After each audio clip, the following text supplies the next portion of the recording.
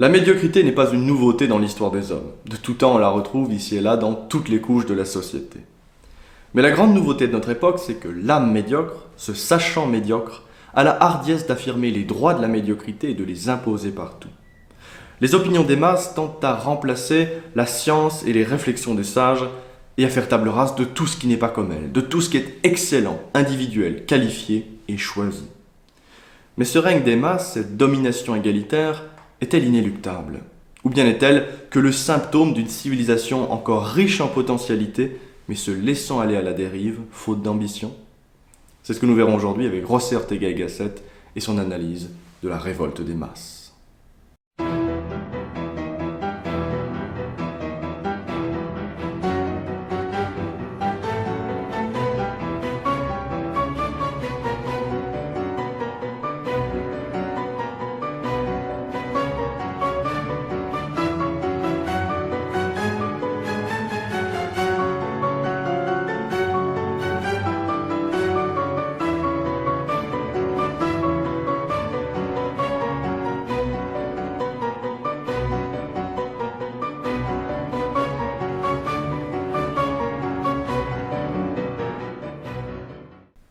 Qu'on y voit un bien ou un mal, le nivellement égalitaire est un des faits les plus importants de notre époque. La culture de masse a remplacé ce qu'il est convenu d'appeler la grande culture, et l'homme moyen, l'homme médiocre, tend à occuper les places autrefois réservées au petit nombre d'élites, prenant ses opinions toutes faites pour un savoir à proprement parler. Bien évidemment, nombreux sont les auteurs à avoir analysé ce phénomène et à en avoir décrit les funestes conséquences. Mais je voudrais m'attarder aujourd'hui sur un auteur encore trop peu connu dans le monde francophone, à savoir le philosophe espagnol José Ortega y Gasset, auteur d'un véritable chef-d'œuvre de la pensée politique du XXe siècle, La révolte des masses. Ce livre expose non seulement une vision incroyablement pertinente de la situation politique et sociale de l'Europe, mais il propose également une vision d'avenir permettant de surmonter cette crise.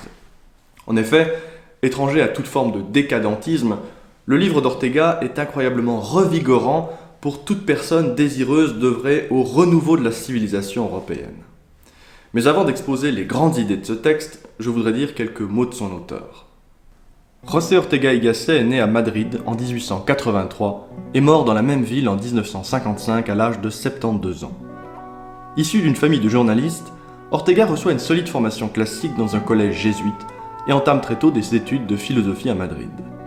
Conscient du retard intellectuel et social de l'Espagne par rapport aux autres grandes nations d'Europe, il part en 1905 en Allemagne pour continuer ses études de philosophie, à Leipzig, puis à Berlin, et enfin à Marbourg, où il approfondit et développe sa pensée philosophique.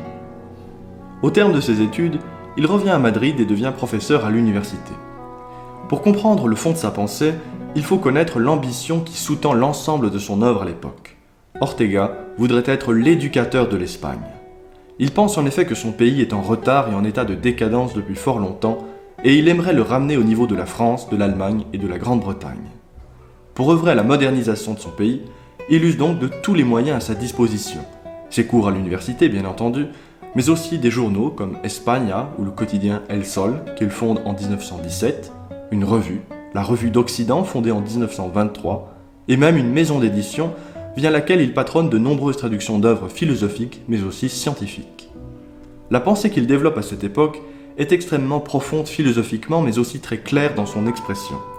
Une de ses devises en effet est celle-ci, La claridad es la cortesía del filósofo.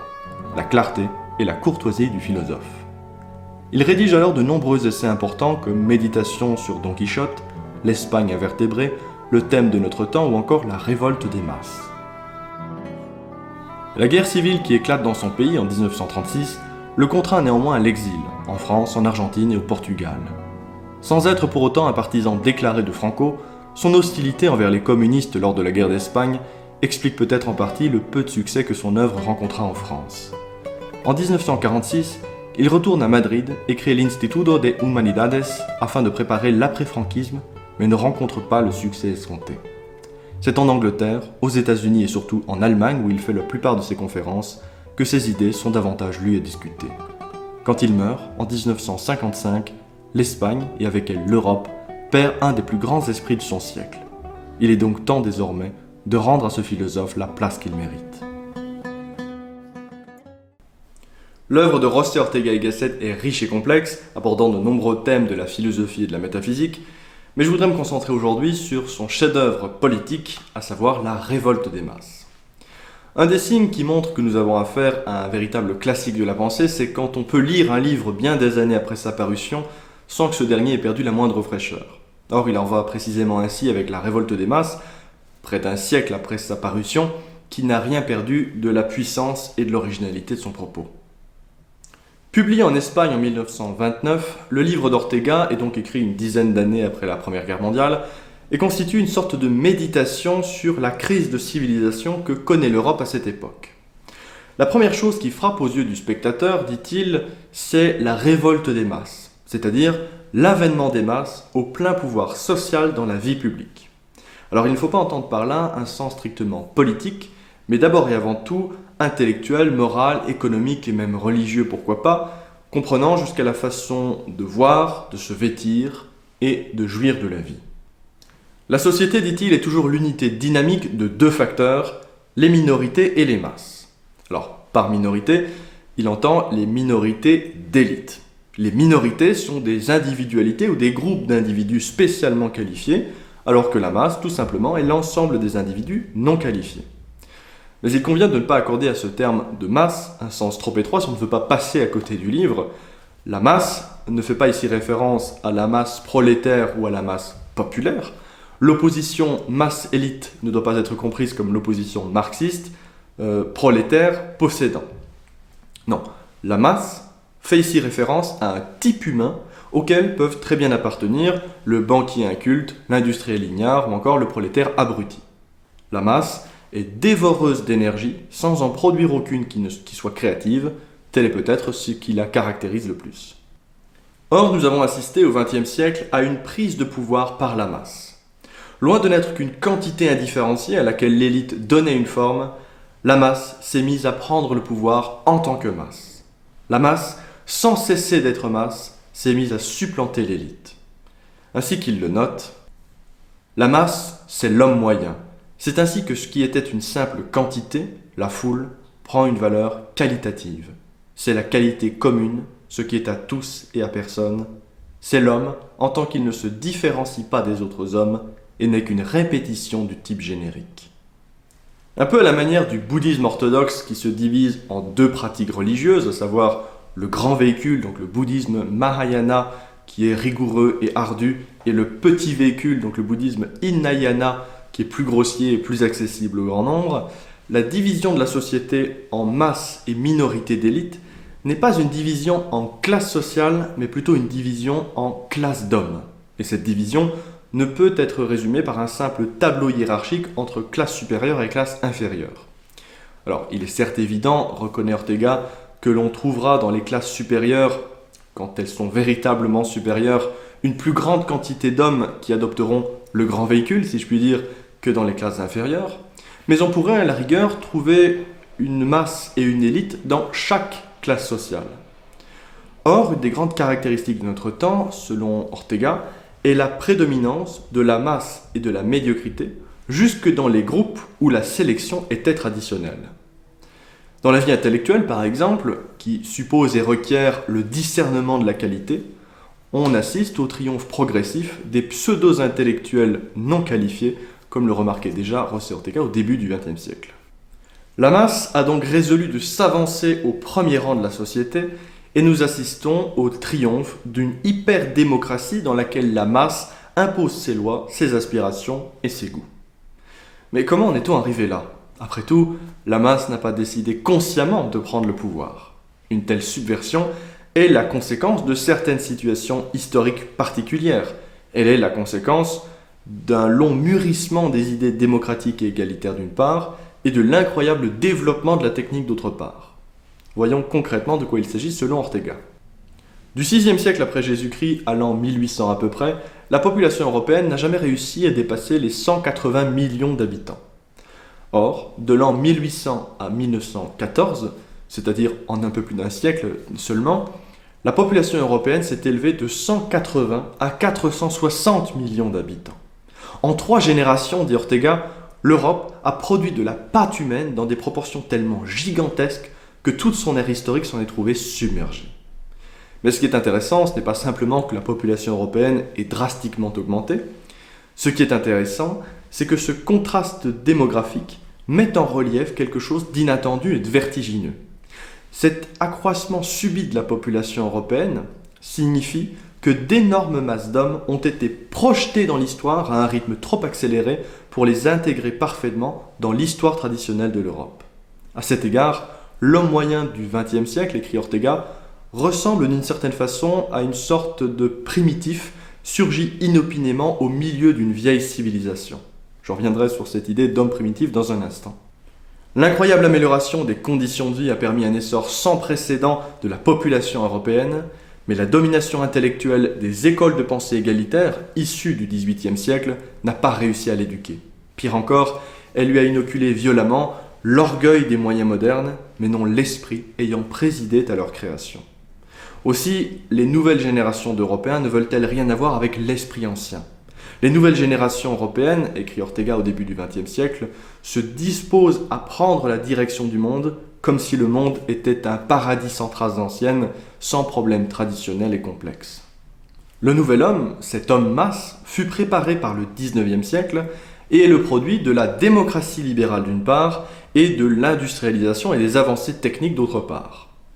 Le XIXe siècle fut en effet un siècle éminemment révolutionnaire et il convient de comprendre le changement de paradigme qui s'est opéré à cette époque pour comprendre notre présent. Alors, quand Ortega dit que le XIXe siècle fut un siècle essentiellement révolutionnaire, il ne fait pas référence ici aux barricades, mais surtout au fait qu'il a placé l'homme moyen, c'est-à-dire la grande masse sociale, dans des conditions de vie radicalement opposées à celles qui l'avaient entouré auparavant. Car la révolution ne signifie pas seulement la révolte contre un ordre préexistant, mais signifie bien plutôt l'instauration d'un ordre nouveau qui bouleverse l'ordre traditionnel. Aussi, écrit Ortega, n'était-il pas exagéré de dire que l'homme engendré par le XIXe siècle est, en tout ce qui touche à la vie publique, un homme différent de tous les autres hommes. Pour le vulgum pecus, le commun des mortels de toutes les époques, la vie avait signifié avant tout limitation, obligation, dépendance, en un mot, pression. Dites si vous voulez oppression, pourvu que vous compreniez dans ce mot non seulement les oppressions juridiques et sociales, mais encore l'oppression cosmique, la seule peut-être qui ne se soit jamais relâchée jusqu'en ces dernières années, jusqu'au moment où commence l'expansion d'une technique scientifique, physique et administrative qui est pratiquement illimitée. Autrefois, même pour le riche et le puissant, le monde était un lieu de pauvreté, de difficulté et de danger. A l'inverse, le monde qui entoure l'homme nouveau ne le pousse aucunement à se limiter de quelque façon que ce soit, mais au contraire avive ses appétits qui peuvent, en principe, croître indéfiniment. Il y a très peu d'hommes qui doutent que dans 5 ans, les automobiles ne soient plus confortables et meilleurs marché que celles qui sortent actuellement, écrivait Ortega en 1929. Et cette observation vaut encore largement de nos jours, sans prendre la peine d'y réfléchir très longuement. Nous sommes tous à peu près persuadés, je crois, que nos téléphones ou nos ordinateurs seront plus perfectionnés encore dans 5 ou 10 ans. On y croit comme au prochain lever de soleil, écrit Ortega. Et cette comparaison est très judicieuse, car le nouvel homme moyen, l'homme masse, placé devant ce monde technique si parfait, le croit instinctivement presque un produit de la nature et ne pense jamais à l'effort génial que suppose sa création par des hommes d'élite. Il a du mal à admettre que son bonheur repose sur quelques rares qualités humaines dont l'éventuelle défaillance supposerait l'anéantissement de toute cette magnifique construction. Tout ceci nous amène donc à noter 2 traits dans le portrait psychologique de l'homme-masse actuel. Premièrement, la libre expansion de ses désirs vitaux, qui est permis par l'incroyable développement de la technique, et ensuite, son ingratitude foncière envers tout ce qui a rendu possible la facilité de son existence, et qui est permis par l'égalitarisme. Or, ces 2 traits, note Ortega, sont le propre de l'enfant gâté. Et l'enfant gâté est probablement l'image qui correspond le mieux à l'homme-masse moderne. Le nouvel homme moyen, héritier d'un passé très ancien et génial d'inspirations et d'efforts, a été gâté par le monde qui l'entoure, écrit Ortega. Gâter, c'est ne pas limiter le désir, c'est donner à un être l'impression que tout lui est permis, qu'il n'est tenu à aucune obligation. La créature soumise à ce régime ne fait pas l'expérience de ses propres limites. À force de lui éviter toutes les pressions du dehors, tout heurt avec les autres êtres, on arrive à lui faire croire qu'elle seule existe, à l'accoutumer à ne pas compter avec les autres, et surtout à ne pas admettre que personne puisse lui être supérieur. Ce sentiment de la supériorité d'autrui ne pouvait lui être donné que par un individu qui, étant plus fort que lui, l'eût obligé à renoncer à un désir, à se restreindre, à se contenir. Le monde environnant enseignait quotidiennement cette sagesse élémentaire à l'homme des autres époques. Le monde d'alors était si rudement organisé que les catastrophes y étaient fréquentes et qu'il n'y avait en lui rien de sûr, rien d'abondant ni de stable. Mais les masses nouvelles se trouvent devant un paysage plein de possibilités et de plus sûr et tout préparé, tout à leur disposition, sans qu'il leur en coûte quelque effort préalable, de la même manière que nous trouvons le soleil sur les hauteurs sans que nous ayons eu à le monter sur nos épaules. Aucun être humain n'est reconnaissant à un autre de l'air qu'il respire parce que l'air n'a pas été fabriqué par personne. Il appartient à l'ensemble de ce qui est là, de ce que nous affirmons être naturel parce qu'il ne nous manque pas. Ces masses, trop gâtées, sont tout juste assez bornées pour croire que cette organisation matérielle et sociale, mise à leur disposition comme l'air, provient de la même origine, puisqu'elle ne fait pas défaut elle non plus à ce qu'il semble, et qu'elle est aussi parfaite que l'organisation de la nature. L'idée de José Ortega y Gasset est donc que le XIXe siècle a accouché d'une organisation sociale tellement performante, allant dans le sens d'une telle amélioration croissante du niveau de vie, que les masses en sont venues à la considérer comme étant naturelle. Ainsi s'explique cette situation absurde. Rien ne préoccupe plus les masses que leur bien-être, et en même temps, elles ont coupé tout lien de solidarité avec les causes de ce bien-être. Comme elles ne voient plus dans la civilisation le fruit d'une prodigieuse construction qui ne peut se maintenir qu'au prix de grands et prudents efforts, elles en sont venues à croire que leur rôle se réduit à l'exiger péremptoirement, comme si c'était un droit de naissance. Le processus d'égalisation des droits, tel qu'il a été analysé par Tocqueville, conjugué à la perfection de la technique, marque le triomphe de l'homme masse, se sentant le droit d'exiger que l'on se plie au moindre de ses désirs. C'est par la technique que s'opère la conversion du désir en droit. Prenons un exemple très simple pour illustrer cette idée, un exemple contemporain même. Le simple fait de pouvoir pratiquer la PMA et la GPA, afin de permettre à des couples homosexuels d'avoir des enfants, suffit, dans un monde qui favorise toujours plus la libre expansion des désirs individuels, pour le considérer comme un droit inaliénable, sans aucun égard pour toute autre considération impliquant la notion de limite, comme celle de lignage par exemple. C'est ainsi, dit Ortega, que nous assistons à une invasion verticale des barbares. La phrase est forte, et ce qu'elle signifie, c'est que l'homme qui domine aujourd'hui est un primitif surgissant au milieu d'un monde civilisé. C'est le monde qui est civilisé et non ses habitants, car ils ne voient pas, eux, la civilisation, mais en usent comme si elle était un bien de la nature. L'homme nouveau désire une automobile et en jouit, écrit-il, mais il croit qu'elle est le fruit spontané d'un arbre édénique. L'homme masse actuel est en effet un primitif qui s'est glissé par les coulisses sur la vieille scène de la civilisation occidentale, profitant de tout l'héritage accumulé au cours des siècles, sans comprendre les principes qui l'ont rendu possible.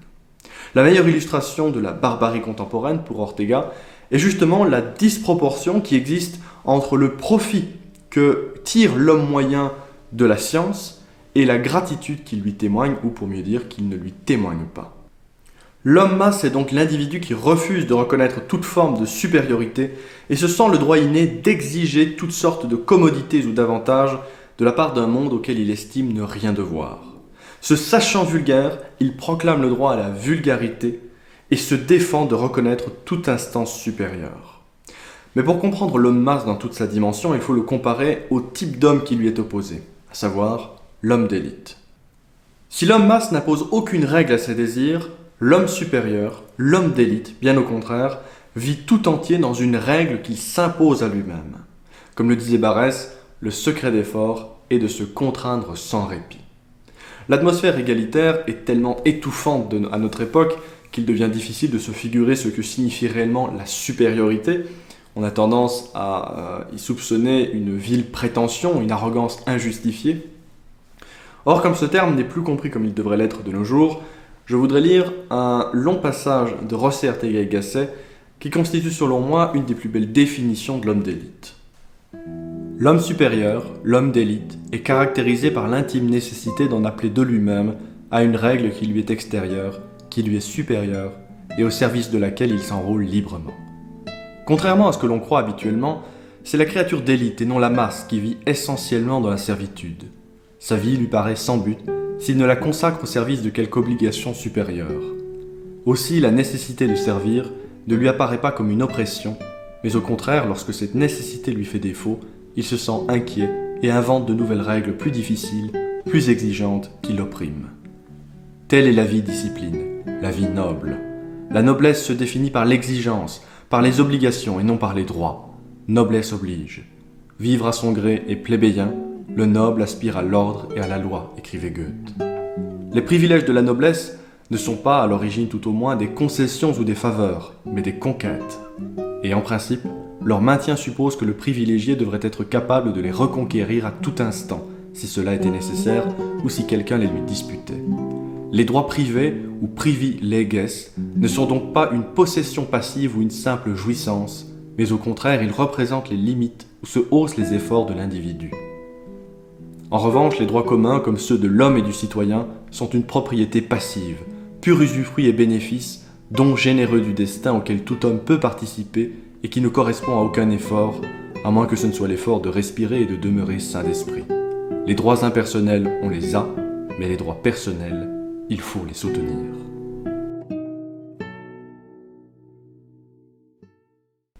Est noble celui qui s'efforce, qui fait des efforts contre lui-même. En effet, la majorité des hommes sont incapables de tout autre effort que celui qui leur a été imposé. Aussi, les rares êtres capables d'efforts gratuits et spontanés sont les vrais hommes d'élite, les vrais nobles, les hommes actifs et non seulement réactifs. Ce sont les hommes pour qui la vie est une éternelle tension, un incessant entraînement. Entraînement ou exercice se dit d'ailleurs askeseis en grec, ce qui a donné le mot ascète en français. Et véritablement, les hommes d'élite sont les vrais ascètes de l'existence. Mais le 19e siècle, en produisant un homme nouveau, l'a doté de formidables appétits, ainsi que de puissants et multiples moyens pour les satisfaire sans trop de difficultés. En soi, il est paradoxal de voir quoi que ce soit de négatif dans ce formidable progrès technique. Mais le problème consiste en ceci que, après l'avoir doté de cette puissance, le 19e siècle a abandonné l'homme à lui-même. L'homme moyen, suivant son tempérament naturel, s'est alors refermé sur lui-même. C'est alors que nous nous trouvons en présence de masses beaucoup plus fortes que celles des autres époques et que, à la différence de la masse traditionnelle, elle se voit aujourd'hui hermétiquement fermée sur elle-même, refusant de prendre garde à rien ni à personne, croyant se suffire à elle-même et refusant par là d'être guidée par la moindre élite. Car contrairement à ce qu'on pourrait croire, c'est l'homme masse qui se croit parfait, et non l'homme d'élite qui lui cherche continuellement à se dépasser et à s'ouvrir par admiration à tout ce qui lui est supérieur. En revanche, l'homme masse a une confiance paradisiaque en lui-même. Il est hermétiquement fermé sur lui-même, l'empêchant ainsi de découvrir sa propre insuffisance en se comparant à d'autres êtres. Pour faire cette comparaison, il lui faudrait un instant sortir de lui-même et pénétrer son prochain, mais l'homme médiocre est incapable de telle transmigration, écrit Ortega y Gasset. Ce mot de transmigration spirituelle, est véritablement sublime et caractérise à l'inverse très justement l'âme de l'homme d'élite. Pour illustrer à nouveau cette idée, je voudrais partir d'un exemple contemporain. L'enseignement égalitaire moderne, et c'est là son plus grand crime, interdit justement aux élèves de nos écoles de pratiquer ce genre de transmigration en leur demandant de ne jamais sortir d'eux-mêmes, en les empêchant de sortir d'eux-mêmes. Or, pour les faire accéder au monde de la culture, il faut justement arracher les élèves à leur propre suffisance, à leur médiocrité, à leur soi-mémisme, comme dirait Renaud Camus, pour les faire accéder à un monde qui les dépasse. Éduquer, littéralement, veut dire en latin ex ducere, c'est-à-dire conduire hors d'eux. Or, éduquer, c'est justement conduire quelqu'un hors de sa propre médiocrité.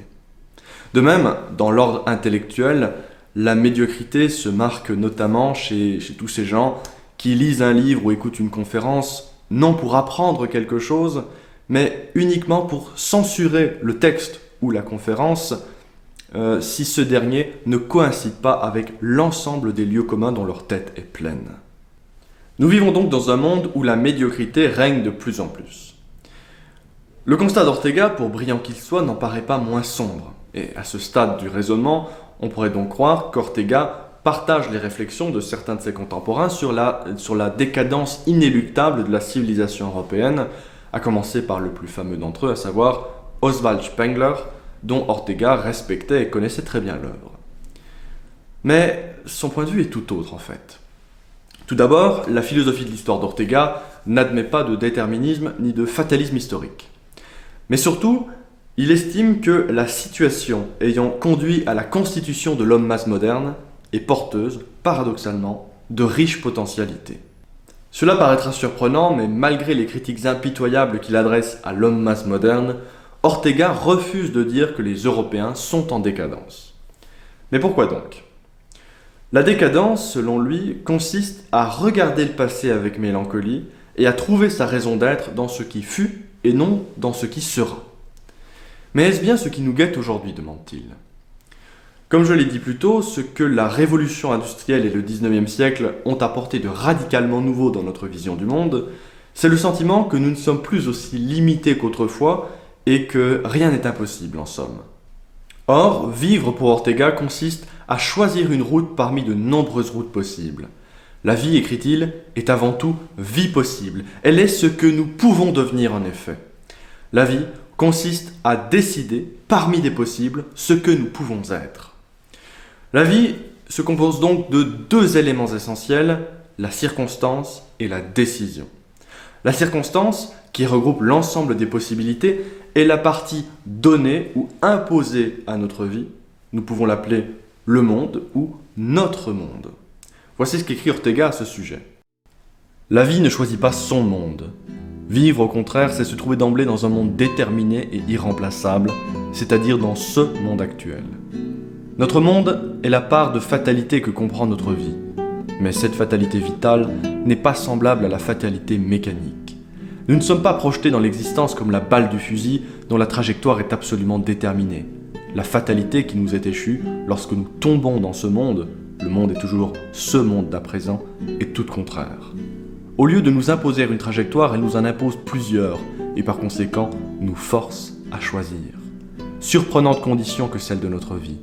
Vivre, c'est se sentir fatalement obligé à exercer sa liberté, c'est-à-dire à décider de ce que nous allons devenir dans le monde. Notre activité de décision n'a pas un instant de répit. Même lorsque, désespérés, nous nous abandonnons à ce qu'il pourrait advenir, nous avons décidé de ne pas décider. Il est donc faux de dire, selon lui, que les circonstances décident. Les circonstances constituent le dilemme toujours nouveau devant lequel nous devons prendre parti.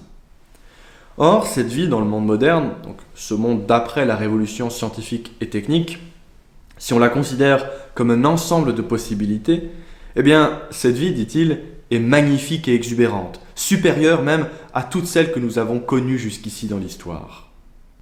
Du fait même que ses limites sont infiniment plus vastes qu'autrefois, elle est plus vie que les vies antérieures dont le choix était infiniment plus réduit.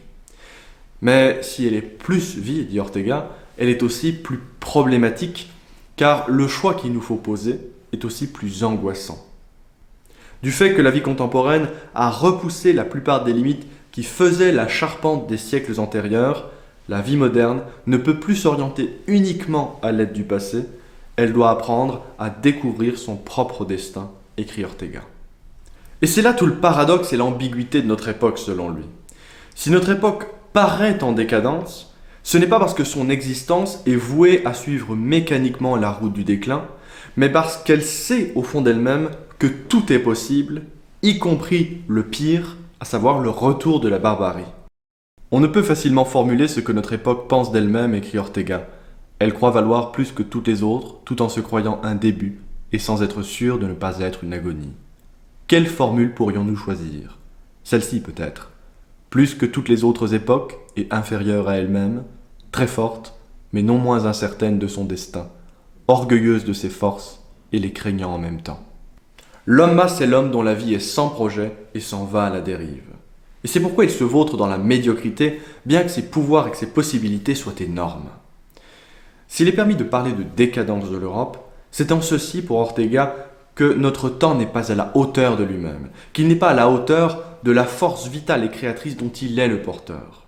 Faute de projet civilisationnel, faute d'ambition, notre civilisation se laisse aller. Nous vivons dans un temps qui se sent fabuleusement capable de réalisation, mais qui ne sait pas ce qu'il veut réaliser. Notre temps domine toutes les choses, mais n'est pas maître de lui-même, il se perd dans sa propre abondance. Avec plus de moyens, plus de savoir, plus de techniques que jamais, le monde moderne est le plus malheureux des mondes. Il va purement et simplement à la dérive.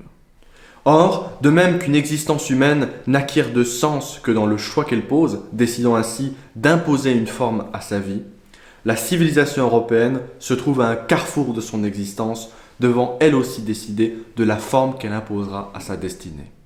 Et ce n'est qu'en imposant une forme grandiose à celle-ci, à la hauteur de notre temps, que nous surmonterons enfin la médiocre suprématie de l'homme-masse.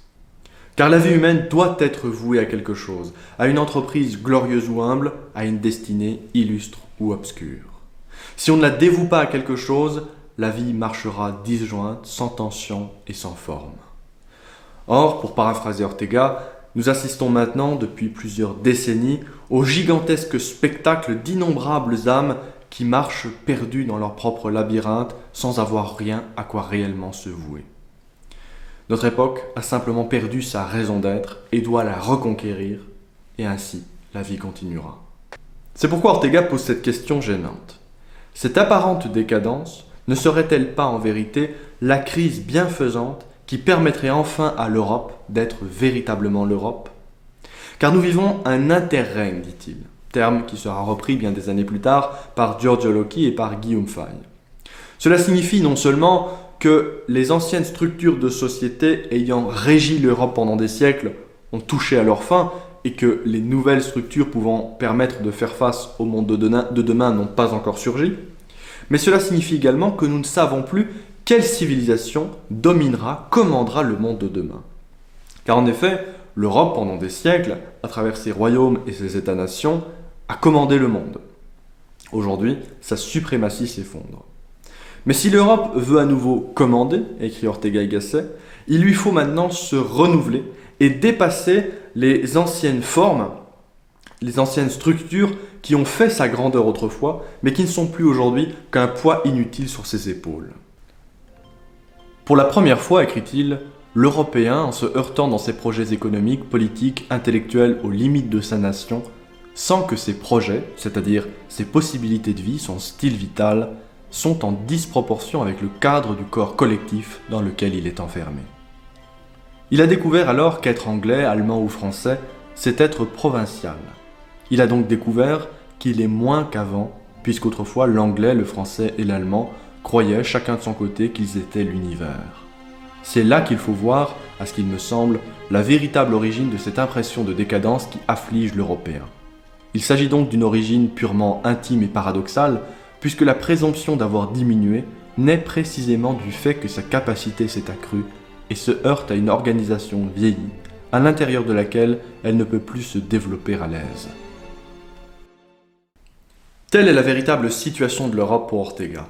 Son vaste et magnifique passé l'a fait parvenir à un stade de vie où tout s'est accru, mais en même temps, les structures survivantes de ce passé sont petites et paralysent son expansion actuelle. En effet, l'Europe s'est constituée historiquement sous la forme de petites nations, ce qui lui a été incroyablement bénéfique et fécond, mais elle se voit maintenant obligée de se dépasser elle-même. Tel est le schéma du drame énorme qui va se jouer, écrit Ortega. L'Europe saura-t-elle se libérer de sa survivance passée ou en restera-t-elle prisonnière? Contre tous ceux qui estiment que l'Europe n'existe pas réellement et que les Européens ne sont pas liés entre eux par une destinée commune, José Ortega y Gasset rappelle que c'est justement le réalisme historique qui lui a fait reconnaître que l'unité de l'Europe, comme société, n'est pas un idéal, mais un fait d'une très ancienne quotidienneté. Ce sont les nationalismes du XIXe siècle qui ont fait oublier que les Européens, depuis Charlemagne et les Ottoniens, partagent un espace civilisationnel commun. L'unité de l'Europe n'est pas une fantaisie, dit-il, c'est la réalité même. Ce qui est précisément fantasque selon lui, c'est la croyance selon laquelle la France, l'Allemagne, l'Italie ou l'Espagne sont des réalités substantielles indépendantes les unes des autres.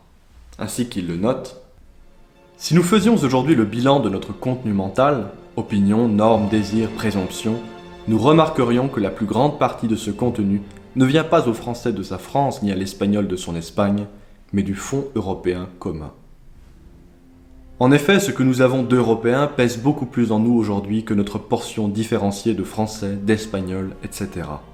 Si l'on nous réduisait, expérience purement imaginaire, à vivre uniquement de ce que nous sommes en tant que nationaux, et que par un artifice quelconque on extirpait du français moyen tout ce dont il se sert, tout ce qu'il sent, tout ce qu'il pense, et qui lui vient des autres pays continentaux, cet homme serait terrifié.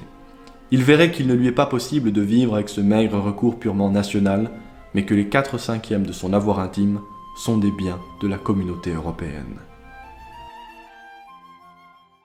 Ainsi donc, pour conclure cette vidéo, José Ortega y Gasset estime que c'est par l'Europe et pour l'Europe que nous vaincrons notre médiocrité et cette apathie qui consiste à se laisser vivre. L'homme masse moderne est l'homme vidé de son histoire, sans entrailles, ce qui le rend particulièrement docile et perméable aux idées cosmopolites. Il lui manque un dedans, un moi irrévocable. Il n'a que des appétits, ne se suppose que des droits, il croit n'avoir aucune obligation. L'homme masse est un snob, ce qui veut dire littéralement sine nobilitate, sans noblesse, sans la noblesse qui oblige. Il nous faut donc une nouvelle élite capable d'insuffler un renouveau et d'être porteuse d'une ambition à la hauteur de notre temps. Or, il faudra être capable de se donner les moyens de cette ambition, à savoir la création de la Grande Europe. Notre temps, nous l'avons déjà dit, fait face à un ensemble de possibilités plus importants que jamais dans notre histoire. Nous sentons tous que cela pourrait être bientôt notre fin et notre crépuscule, mais nous sentons également que cela pourrait être l'aube d'un nouveau chapitre pour la civilisation européenne. À la médiocrité, répondons par l'excellence, et au commun et au vulgaire, répondons par la noblesse.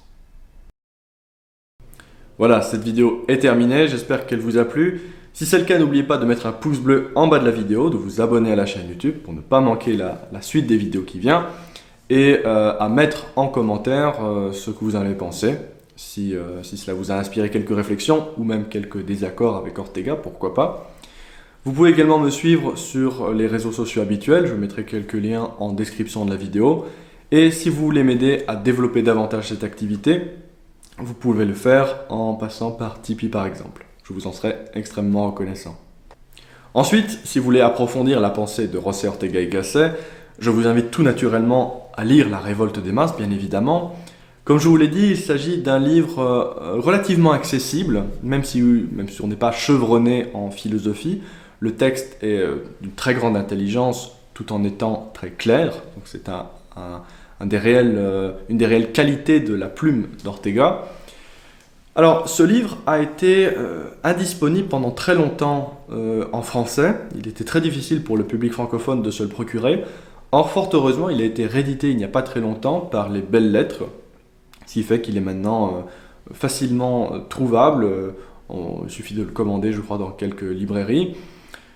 Ensuite, si vous voulez approfondir sa pensée et découvrir d'autres livres de José Ortega y Gasset, eh bien, un des livres les plus importants de cet auteur, un des livres les plus importants d'un point de vue philosophique notamment, c'est Le thème de notre temps, qui lui aussi a été réédité par les Belles Lettres. Donc nous avons donc accès à deux grands livres d'Ortega.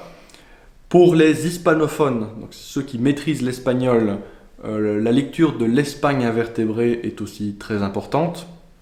Malheureusement, je crois que ce texte n'a jamais été traduit en français, en tout cas que je sache. N'hésitez pas à me dire en commentaire s'il existe des traductions françaises de ce livre. Alors, L'Espagne invertébrée est un livre très intéressant, notamment parce qu'en fait, plusieurs réflexions, Ortega a développé plusieurs réflexions dans L'Espagne invertébrée qu'il a reprises et approfondies ensuite dans La Révolte des masses. Donc il s'agit d'une lecture complémentaire tout à fait utile.